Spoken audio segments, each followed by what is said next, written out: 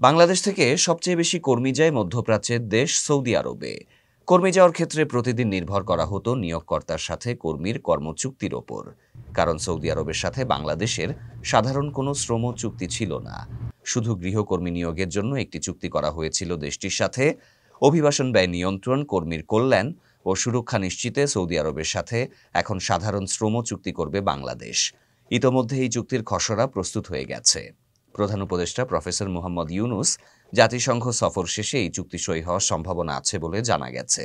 তবে চুক্তি সই হবে সৌদি আরবে। কূটনৈতিক সূত্র জানায়, সৌদি আরবের সাথে বাংলাদেশের একটাই গৃহকর্মী নিয়োগ চুক্তি ছিল, যেটি 2015 সালে সই হয়েছিল। সৌদি আরবের শ্রম মন্ত্রণালয়ের প্রতিনিধি দলের ঢাকা সফরের সময় চুক্তিটি সই হয়। ওই চুক্তির মাধ্যমে নির্ধারিত হয় গৃহকর্মীদের মাসিক বেতন হবে 800 রিয়াল এবং অভিবাসন ব্যয় নিয়ন্ত্রণ করবে সৌদি আরব। পররাষ্ট্র মন্ত্রণালয় সূত্রে জানা যায়, 2020 সালে ঢাকায় জয়েন্ট টেকনিক্যাল কমিটির বৈঠকে সিদ্ধান্ত হয় সাধারণ কর্মীদের শ্রম চুক্তি করার। এরপর থেকে এই চুক্তি করার কাজ চলমান ছিল। চুক্তির আওতায় গৃহকর্মী ছাড়া সব খাতের কর্মী অন্তর্ভুক্ত থাকবে।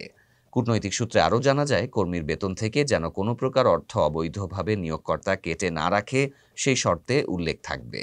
কর্মীর অভিযোগ আমলে নিয়ে আইনি ব্যবস্থা নেওয়ার কথাও চুক্তিতে উল্লেখ থাকবে। আইন ভঙ্গকারী রিক্রুটিং এজেন্সি কিংবা কোম্পানির বিরুদ্ধে ব্যবস্থা নেওয়া যাবে চুক্তি অনুযায়ী।